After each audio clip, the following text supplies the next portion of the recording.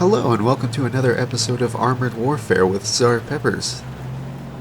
It's been a little while. I'm sort of in the process of moving at the moment, so lately it's been a lot of packing and a lot of moving and not a lot of video making. But I haven't been playing a lot of Armored Warfare, and I've been quite enjoying it since open beta began. It just, ever since, I guess, that influx of players, the matchmaking's been really fun. And I've gotten into a lot of very interesting matches, and even the matches, a lot of the ones that were losses for my team were pretty good. So I figured what I would do, because I had a premium account like a month into open beta, is I would level up in the Russian T series tanks. And our first game here is going to be in the T-62, and I in no way overdubbed that. I found it had an uncanny ability to bounce stuff, unlike a lot of the Western tanks. But overall, it was average. Actually, no, that 115mm smoothbore does pack quite a punch, so you'll most likely enjoy that aspect of this tank. So, by the late 1950s, Soviet commanders were growing increasingly worried that with the T-55's 100mm guns' inability to penetrate new Western tanks like the Centurion and the M48 Patton with standard AP shells, the 100mm heat ammo could effectively knock out the tanks, but they were far more expensive to produce and required more training to be effectively used. So in order to effectively combat these tanks within the criteria that they desired, they required essentially a bigger gun. But it was quickly discovered that the T-55's turret was unsuited to a large gun because it required a larger turret, so it necessitated a new tank design altogether. The gun in this new tank would be a recaliber of the pre-existing 100mm in the T-55. By removing the rifling and a few other modifications, they would eventually turn it into a 115mm smoothbore, the first smoothbore tank gun used in the Soviet military. The gun was fitted to the previously abandoned Object 140 tank and thus became Object 166, and in 1960 both the Object 166 and 165 passed their trials and were being prepared for serial production, but the General Armor Directorate were more interested in the Object 430, or the T-34 prototype. However, that changed when they started discovering information about the new American M60 tank, which they got a close up-hand look at when an Iranian officer defected with an American-made tank. This was back when the Americans supported Iran after they overthrew their democratically elected government. Anyways, after this came to light, they put it into production as the T-62. Unlike the T-64, they were exported to a number of countries like North Korea, Egypt, and Bulgaria. Even Israel used a number of modernized T-62s that were originally Egyptian that they captured during their various conflicts. They included a number of modifications like replaced GM diesel engine, and the 115mm was replaced with the NATO 105. And all in all, it's actually a pretty interesting tank. You should look more into it. Or maybe I'll do a more in-depth video in the future. While the T-62 was used in support of infantry and motor rifle divisions, the T-64 was used in the specific tank divisions. Unlike the T-62, it included an auto-loading system. The T-62 had an auto-shell ejection system, but it didn't have a proper auto-loading system. The development vehicles for the T-64 were the Object 430 and the Object 432.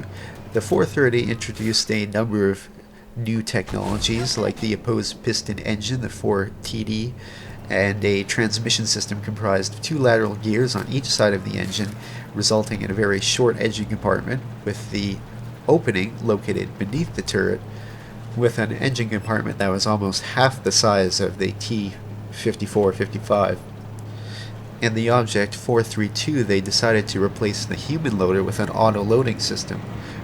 Risky, because this was a technology that was new to Soviet designers, but it reduced the crew to 3 and allowed for a reduction in internal volume, height, and weight, improving speed, stealth, and a few of other handy things of other... What?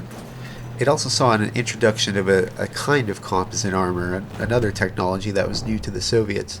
It was known as the K combination by the West. It consisted of an aluminum alloy layer between two high-strength steel layers.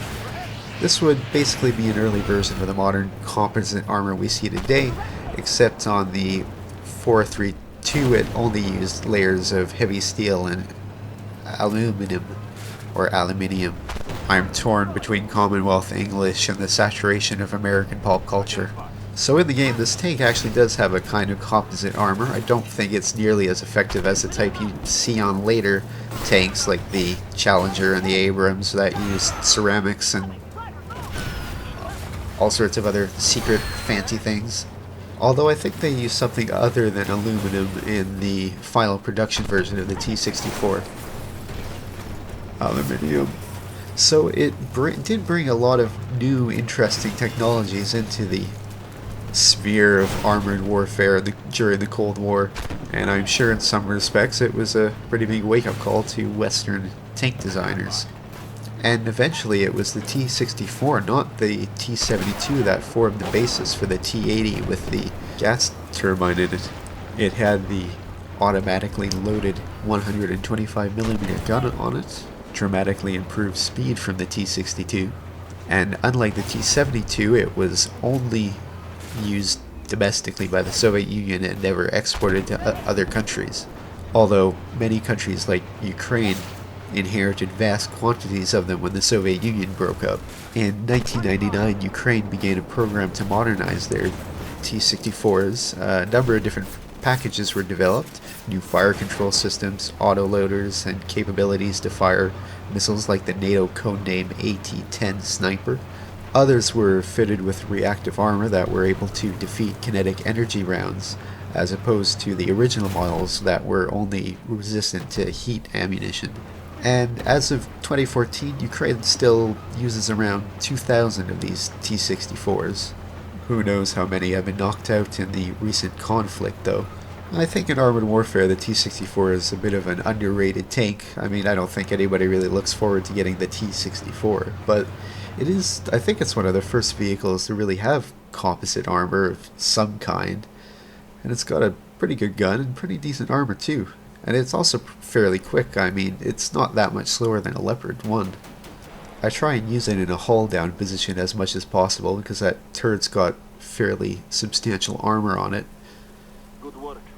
Your reinforcements are incoming. That's the first step in driving out the MPAA extremists. Those extremists. And that was a pretty fun game too. I was quite happy with the result. And now I think I'll just leave you with this little fun thing that I recorded the other day. I'm also putting together a new PC for gaming at the moment because this one has reached its limit. But I'm quite looking forward to getting that together and making much smoother videos in these faster vehicles. Because I find in this game my frame rates can be really hit and miss. Sometimes I'll be recording at 40 and then sometimes it just refuses to go above 11. But, you know, I take what I can get and leave what I can't. What? So I will try to keep uploading as much as I can while I'm moving, but it may be not quite as much as I have been doing the past few months. So, until next time, good night.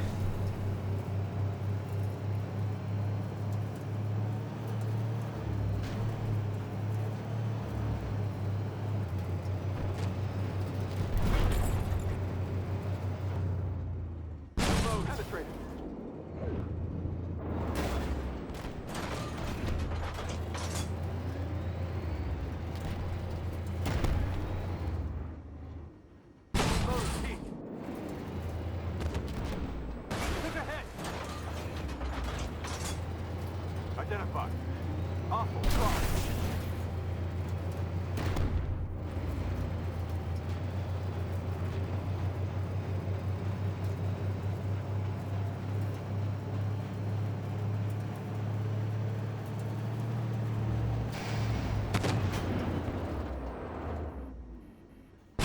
Direct hit.